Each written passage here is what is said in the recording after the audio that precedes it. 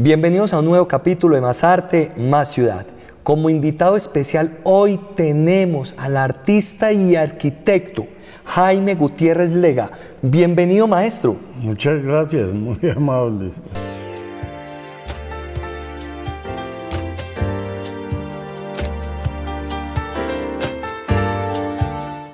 Jaime, ¿qué quería hacer cuando niño? Era muy niño para saber. ¿Y después qué va pasando? Después fui encontrando en la vida el camino. Uno lo encuentra. Siempre hay un camino que es para uno. Si uno coge ese camino le va bien. Si coge otro camino le va mal. Total, estamos hablando del camino del bien. Sí. ¿Y ahí qué va recibiendo como respuesta a esto? Pues yo creo que la vida le enseña a uno todo, absolutamente todo, se lo enseña la vida. Y hay que estar muy atento a la vida para aprender y entender las respuestas. ¿Cómo va desenvolviendo esa vena arquitectónica y de diseño? Eso fue muy difícil, porque en la época en que yo quise estudiar estética, arte, etcétera, todavía no existía a fondo el diseño industrial. Estaba ya en el Bauhaus discutiéndose si eso era o no una profesión. En una escuela que estuve en los Estados Unidos tenían algo similar que se llamaba artes aplicadas. Entonces yo entré a estudiar pintura y escultura, que es relacionado con el arte, pero me di cuenta que había otra clase que se llamaba artes aplicadas, que era la estética llevada a los objetos, o sea, al mobiliario, a la vajilla, etcétera, etcétera. Entonces me cambié de sitio en la misma escuela a tomar artes aplicadas. Y empieza a sentirse armónico con estas decisiones y poder desenvolverse con libertad en ese talento que es innato y nace con usted. Sí, encontré que eso era una solución al problema que tenía yo con las artes, porque yo decía, voy a aprender a hacer escultura y pintura, pero eso se cuelga en una pared y solamente produce emociones espirituales, visuales, pero no son prácticas. Entonces, cuando encontré que eso se podía aplicar a los objetos, empecé a pensar que resolvía dos problemas: el estético, para que la gente aprendiera a valorar la estética, y el práctico, que es que le servía para vivir. Completamente. Entonces ahí tomé la decisión de que debía tomar artes aplicadas. Después de esta formación académica, ¿cuál es su primer proyecto? Bueno, en la misma escuela surgieron varios proyectos interesantes. Me acuerdo que en esa época, hablo de los años 50 y pico, estaba de moda Marilyn Monroe, y el profesor nos puso una tarea muy difícil, que era dibujar a Marilyn sin que perdiera su sensualidad, pero sin una sola curva, todo en líneas rectas. Dios eso santo. Pues fue un reto bastante grande. Reto complicadísimo, porque sin curvas, ¿cómo se muestra la sensualidad? Sin embargo, hice una de puros triángulos, en una forma tal que daban volumen, y me gané el concurso de la clase. Y entonces quedé muy contento porque vi que uno podía transformar una figura tan sólida como el triángulo en una figura sensual como Marilyn Monroe. ¡Wow! ¿Y empieza el triángulo a ser parte de su obra? Sí, entonces yo empecé a ver que la geometría era muy estética, no importa si era con curvas o con rectas. Es simplemente buscarle armonía a las dimensiones. Exactamente. ¿Y qué se va desenvolviendo? Bueno, terminé el curso y llegué a Colombia, Y dije, bueno, voy a ir a las empresas grandes de Colombia. En esa época no estaba sino General Electric y otra firma grande, internacional, que producían planchas y vajillas y cosas así, y electrodomésticos. Entonces fui allá a ofrecer mis servicios. Cuando llegué me dijeron, no, nosotros aquí trabajamos los moldes que ya no se usan en otros países, porque ya son obsoletos los diseños. Y nosotros no contratamos diseño porque estos son países subdesarrollados que todavía no han llegado a esa etapa. Entonces, la desilusión total. No había cómo hacer diseño industrial a las industrias. Entonces estuve en Medellín, allá habían unas fábricas de muebles de un americano que traía diseños de los Estados Unidos y los hacía y los vendía en un almacén de decoración y de mobiliario. Y ahí encontré que eran los únicos que sí les interesaba modernizar un poco su producción y empecé a hacerles diseños. Hice no solamente diseños de muebles para ellos, sino algunos diseños de las callanas, que eran los platos donde se cocinaban las arepas. Sí. Eran unos platos de barro crudo y ahí Y yo había aprendido en la escuela una técnica de pintar con betún, esa cerámica cruda, y ese betún pues parecía esmalte. Entonces era muy económico. Yo compraba un pote de betún, había rojo, amarillo y negro. Y entonces pintaba las callanas las compraba a 50 centavos. Y pintaba las callanas, unos platos, unas figuras muy modernas para acá, ya muy avanzadas, de pescados y flores y cosas. Y ellos los vendían en el almacén y vendían cantidades, los vendían muy bien. Entonces, las ventajas de apostarle a la innovación, claro, de valorar una mente atemporal.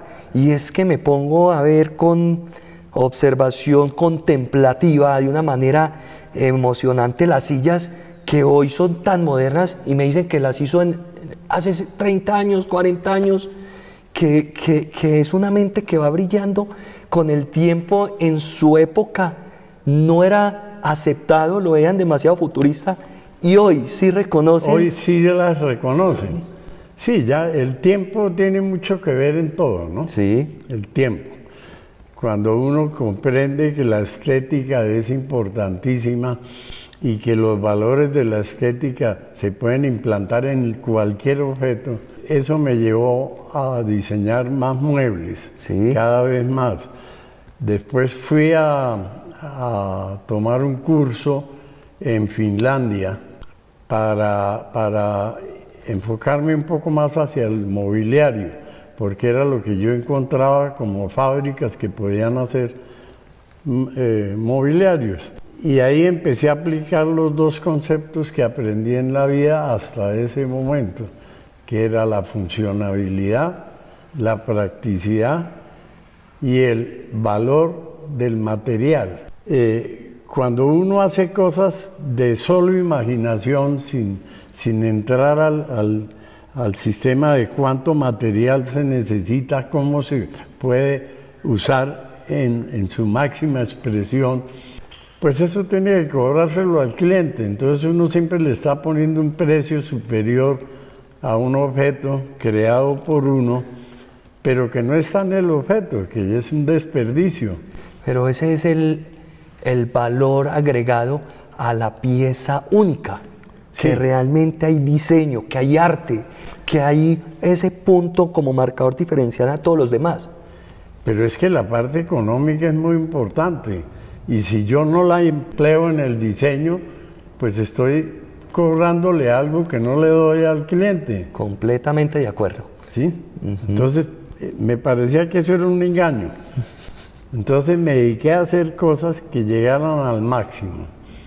Si yo tengo una lámina de triples de 240 por 120, yo tengo que usar el 100% de esa madera para no engañar al cliente, para no cobrarlo lo que no le doy. O sea, no hay desperdicio. Exacto. Aprovechamiento máximo del material. 100%. Si uno no hace eso, pues está engañando al cliente. Y eso ha dado dos resultados exitosos. Uno, la satisfacción de la ética en la profesión. Sí. Dos, los premios. Sí. He ganado algunos premios, han reconocido, digamos, esas bondades.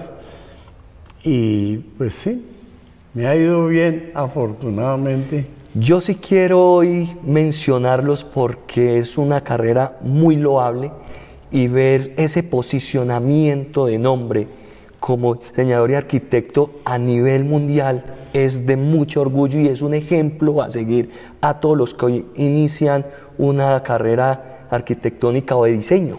Sí, le cuento, yo no soy arquitecto, esa parte no la estudié, pero la tuve que aprender, porque lo que yo hacía era parte de un ambiente. Sí.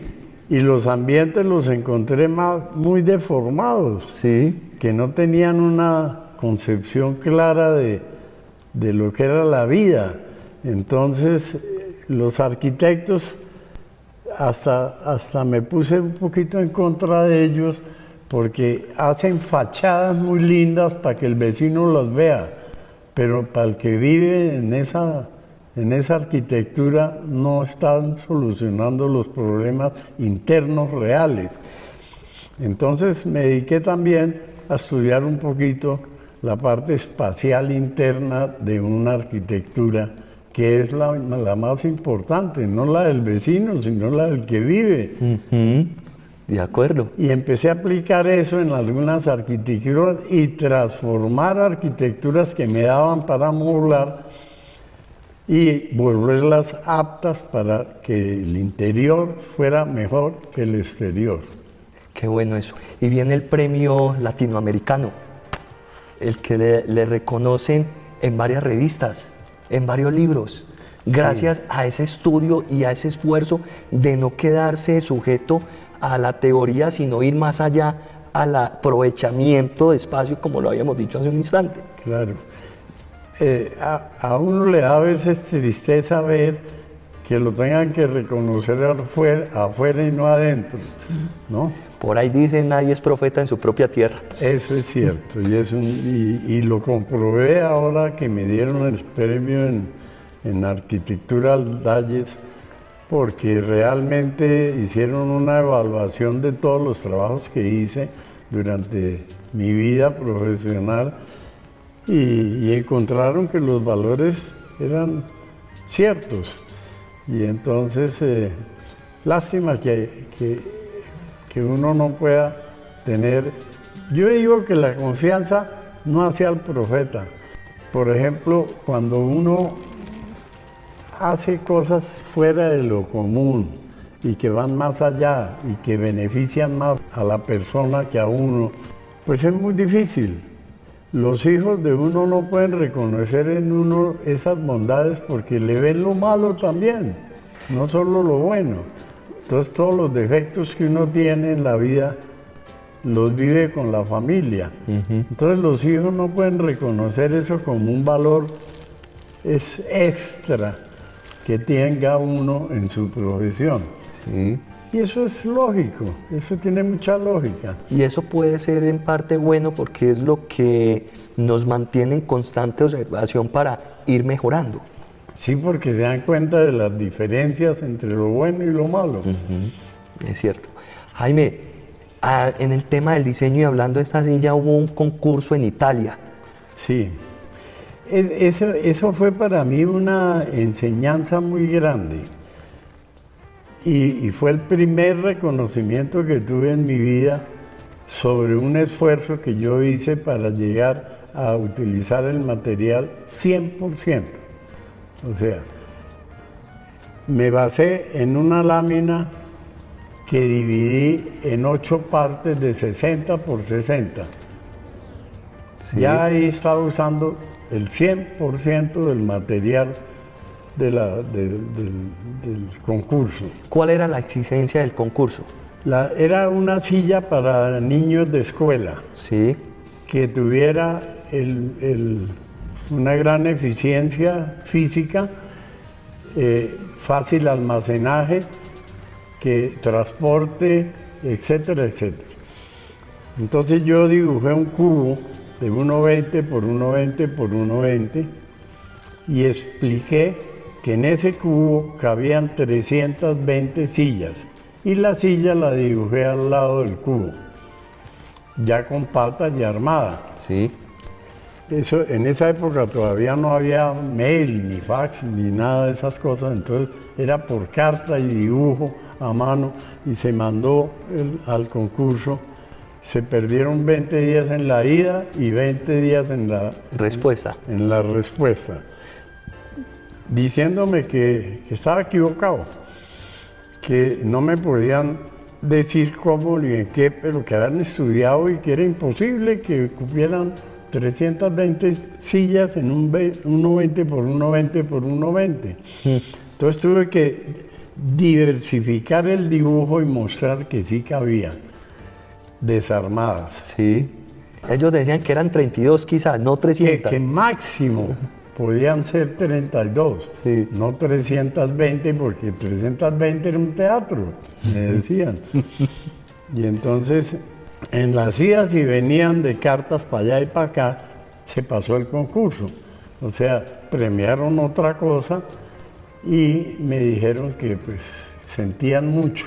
Entonces, cuando ya les expliqué y les demostré que sí eran 320 sillas, me mandaron un permiso que si podían tomar fotos a esa explicación, ampliarla y ponerla en la exhibición fuera de concurso. Le dije, sí, para mí es más honroso ganarme un premio fuera de concurso porque ustedes no entendieron que haberla entendido. Entonces fue una cosa muy halagadora para mí. Y más de los italianos. Los italianos su error en la apreciación del concurso. Y aparte de ganarse el fuera de concurso, creo que sirvió como un detonante para comenzar a desarrollar y evolucionar esa silla en otras más. Sí, ya hace poco, estoy hablando de hace 50 años, hace poco que hice unos apartamentos para gente de niveles económicos bajos y pensé que sería muy interesante entregar esos apartamentos amoblados.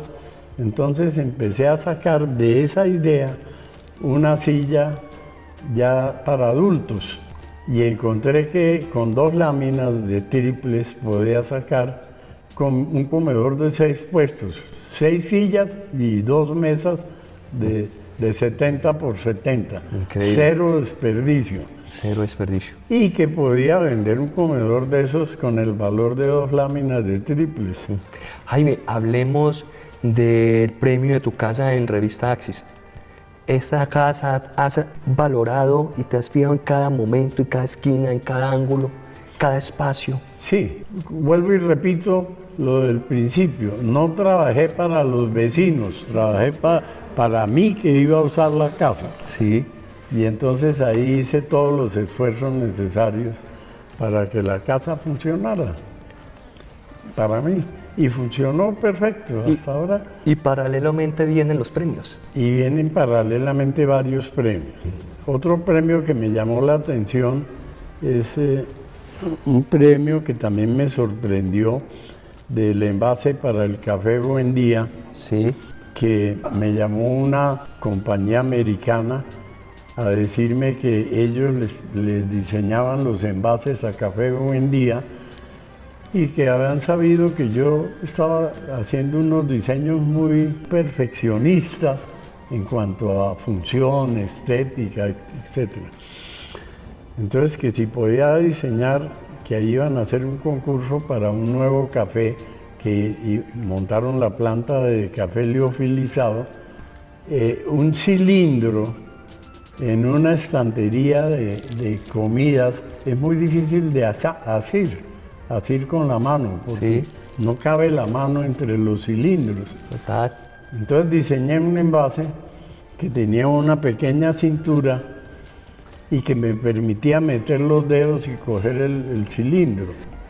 Pasó el tiempo y resulta que sin darme cuenta me gané la medalla de oro que dan en envases, en premios de envases en el año 83. Pero el diseño lo había hecho en el 72 para la Federación de Cafeteros. Y resulta que me gané la medalla de oro del mejor envase del año en el mundo con ese frasco. Había que esperar 9 años, 11 años más para poder reconocer la Asociación Cafetera un vaso ya moderno. Sí, Siempre la mente adelantada. sí. Siempre atemporal, Jaime.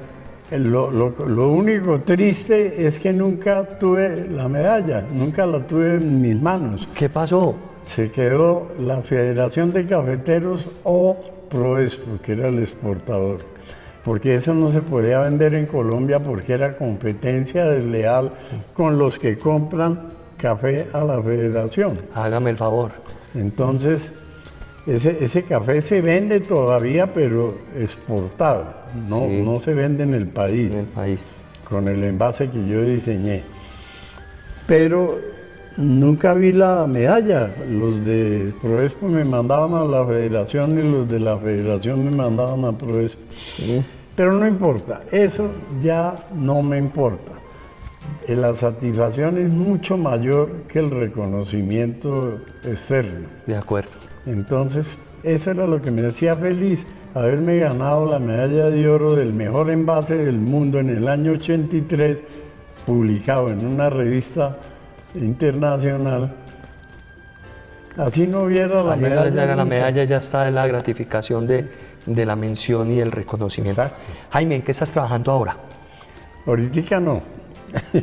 Ahorita estoy bregando a descansar. Ya tengo 91 años. Ya creo que me merezco el retiro. Hago algunas consultas y trato de que la gente... También fui profesor en varias universidades. Sí, Fundé muchas universidades de diseño en Colombia sí. por el ICSID, International Council of Industrial Design. Me mandaron a Venezuela, Ecuador, Perú y Colombia a promover el estudio de diseño industrial en las universidades. En eso gasté varios años y fue muy bueno. ¿Qué le dices hoy a los alumnos o a las nuevas generaciones? Primero, que estudien diseño, no importa si van a ejercer o no la profesión, pero que es una escuela de vida, Sí, porque cuando uno aprende a vivir en la realidad de las cosas, cuando aprende a vivir en la eficiencia total, pues le sirve para muchas cosas, no solamente para la vida personal, individual, sino para el placer de no ser bobadas. me va a mandar a estudiar diseño. Quiero, ya me despertó este interés. Sí, el diseño es una cosa muy interesante porque es ver lo que no se ve, es imaginar lo que no existe, pero volverlo realidad. Wow, qué buena definición del diseño. ¿Qué más le dirías? Yo no sé si sirve o no para proceso económico en la vida del diseño, porque es difícil de cobrar. Generalmente lo que se hace es cobrar una regalía sobre el producto que uno diseña, que es lo más justo, porque así, si uno vende mucho el producto, que se supone que tiene las bondades que debe tener, pues entonces uno también tiene una buena retribución económica. De acuerdo. No quiero pasar por alto el disco genético. Sí, el disco genético es una afición, ya no es un trabajo, sino una afición. Hay que reconocer que no solamente hoy se está haciendo diseño. Diseño viene desde que el hombre existe, porque tuvo que solucionar todos sus problemas de vida a través del diseño. Para mí, en Colombia existe la prueba más antigua de hamaca que yo he podido encontrar. Sí. Y para mí la hamaca es el mejor mueble que se ha diseñado en el mundo y que no se puede hacer mejor. Wow. Porque la máquina es esto, y una hebra de algodón. No se necesita maquinaria, no se necesitan fuerzas eléctricas, no se necesita nada de eso. Se teje, cada una es personalizada como le provoque, con los colores que le provoque, con la forma que le provoque. Sirve para llevar cosas adentro, pues como un talego. Hoy día hay una tribu indígena que está a punto de desaparecer, que son los Nakui. Ellos viven desnudos y solamente tienen una hamaca, es lo que llevan atrás.